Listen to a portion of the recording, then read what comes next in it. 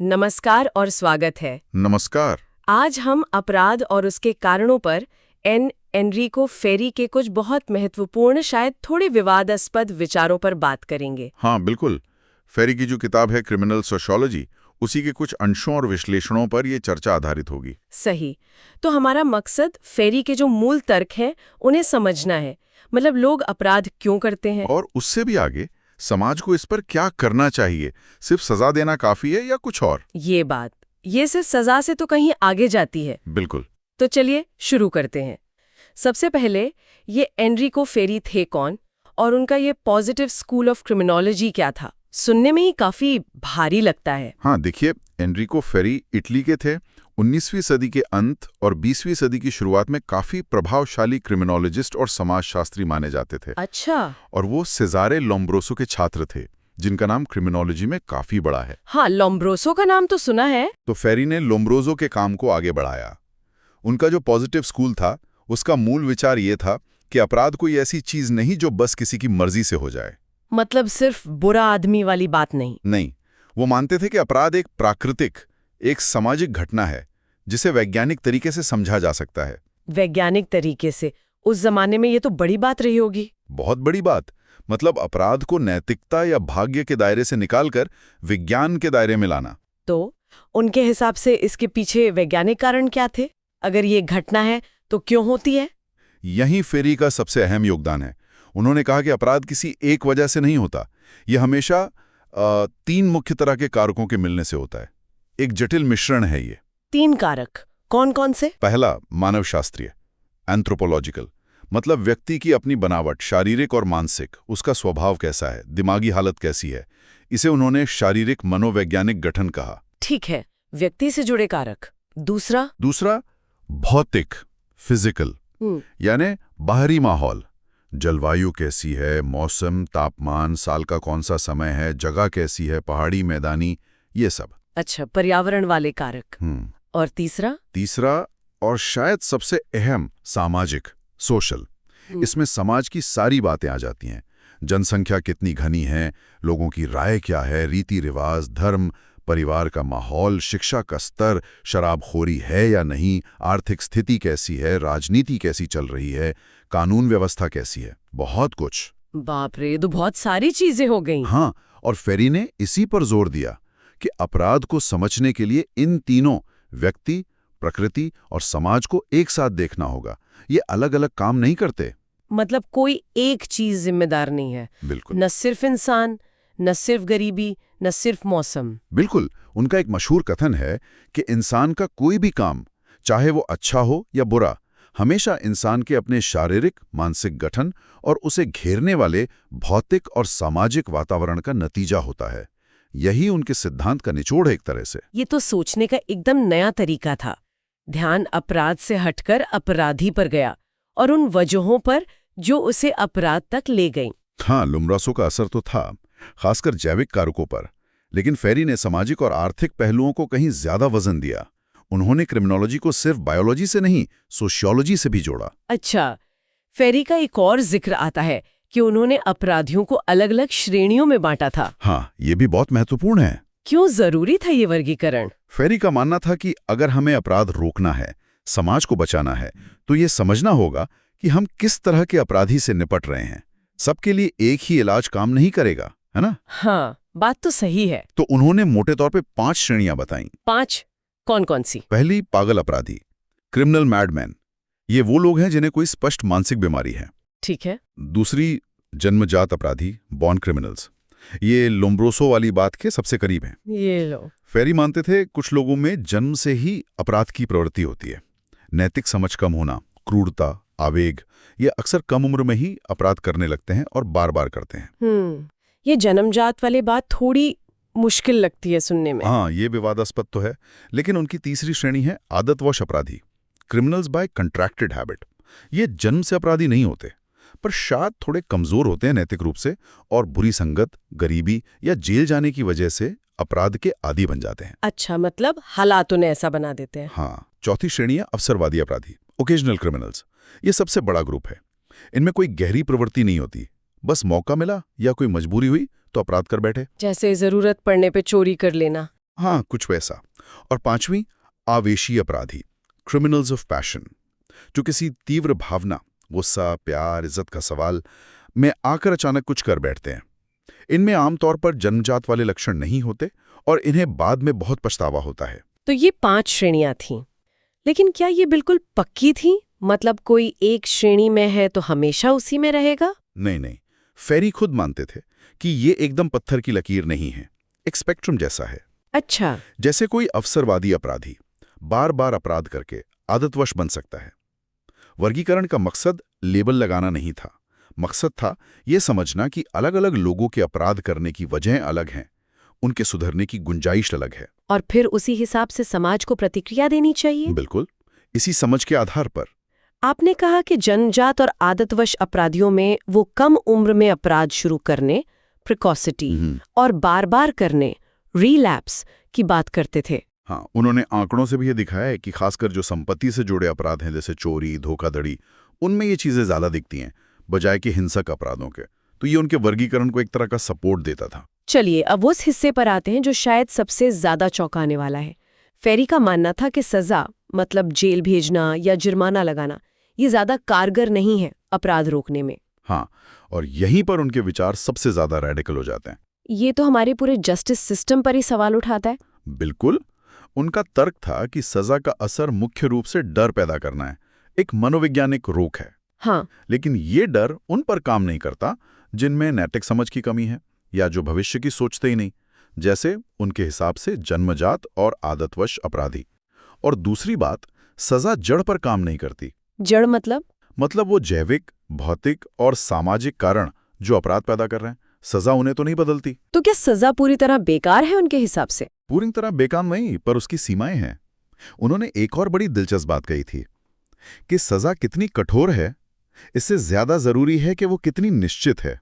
निश्चितता मतलब अपराधी को ये पक्का पता हो कि वो पकड़ा जाएगा और सजा मिलेगी ही मिलेगी, चाहे कम मिले। अच्छा। पर असलियत में कानूनी सजा में बहुत अनिश्चितता होती है। पकड़े जाओगे या नहीं, सबूत मिलेंगे या नहीं, जज क्या सोचेगा, माफी मिल जाएगी, ये सब। इसकी तुलना उन्होंने प्राकृतिक सजा से की।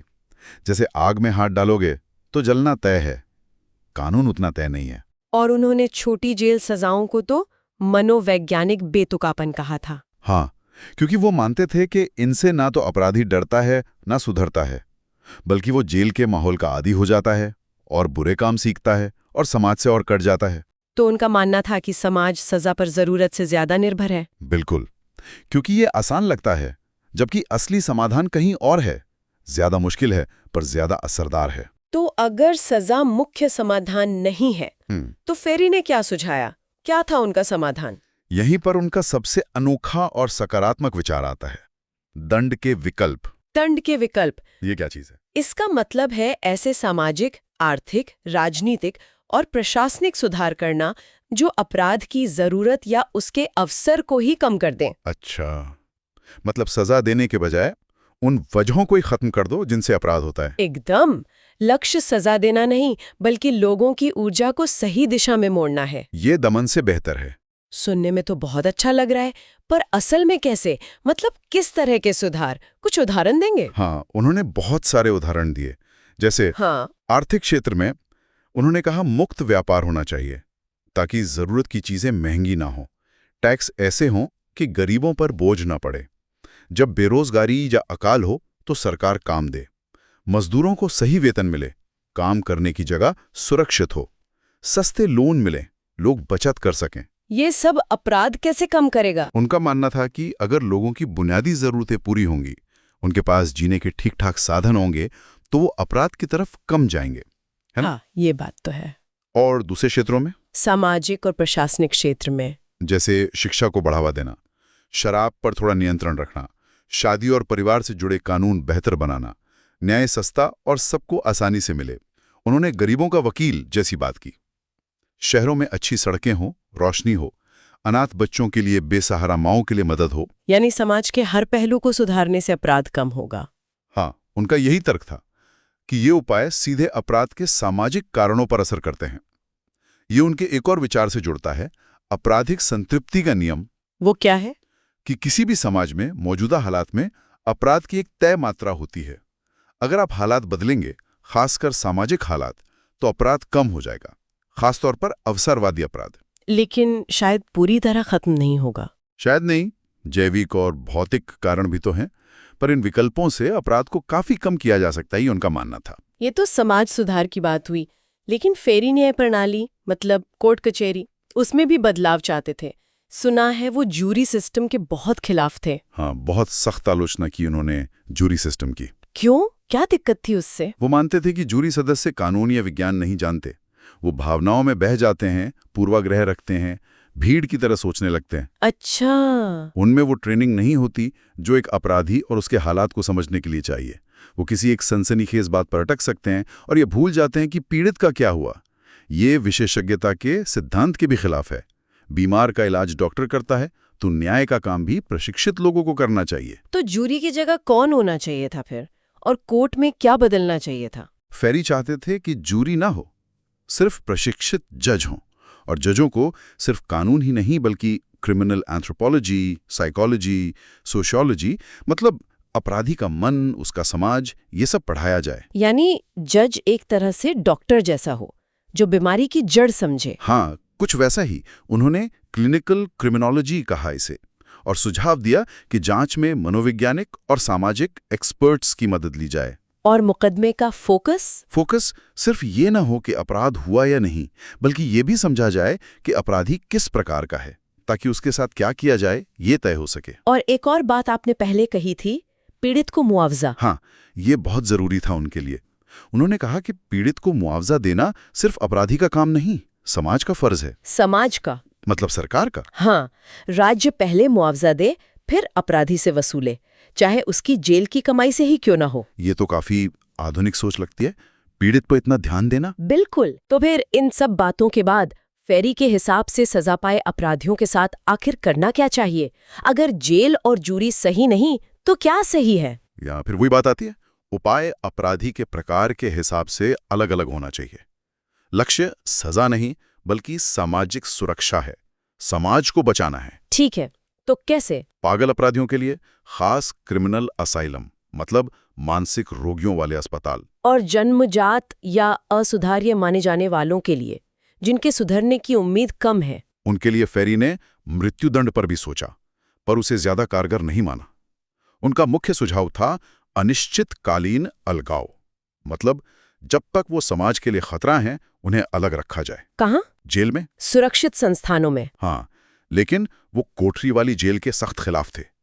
वो चाहते थे कि इन्हें दूर किसी कृषि कॉलोनी में रखा जाए, जहां वो काम करें, या फिर देश के अंदर ही कहीं दूर भेज दिया जाए। अच्छा, और आदतवश अपराधी? उन्हें सुधारने का मौका मिलना चाहिए, पर अगर बार बार अपराध करें तो फिर उनके साथ भी असुधारे जैसा ही बर्ताव हो। और अवसरवादी, जो सबसे ज्यादा होते हैं, उनके लिए जेल तो बिल्कुल नहीं, खासकर छोटी सजाएं। विकल्प क्या हो सकते हैं? घर पर नजरबंद रखना, जुर्माना लगाना, कोई जरूरी काम करवाना, या सशर्त सजा देना, मतलब अगर दोबारा अपराध नहीं किया तो सजा माफ। और सबसे जरूरी, पीड़ित को मुआवजा। हाँ, मुआवजा। और आखिरी, आवेशी अपराधी। उनके लिए भी मुआवजा सबसे अहम है, और जरूरत पड़े तो उन्हें कुछ समय के लिए उस जगह या माहौल से दूर रखना जहां वो झगड़ा या अपराध हुआ था। और आपने कहा कि वो कोठरी वाली जेल सेल्यूलर सिस्टम के खिलाफ थे। हाँ, बहुत ज्यादा।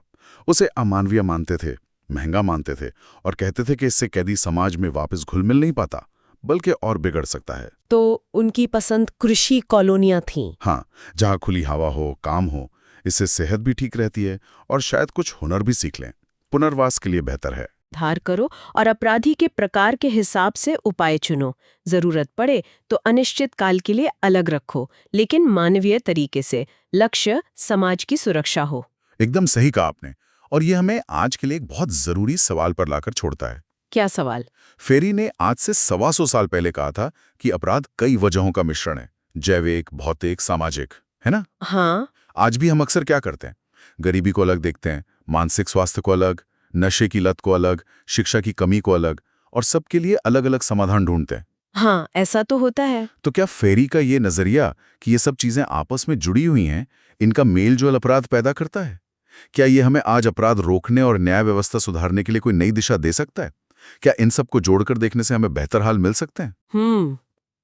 वाकई सोचने वाली बात है क्या हम इन अलग अलग धागों को जोड़कर एक पूरी तस्वीर देख पा रहे हैं या नहीं? यही सवाल है। इसी विचार के साथ आज की ये गहन चर्चा यहीं समाप्त करते हैं। धन्यवाद। धन्यवाद।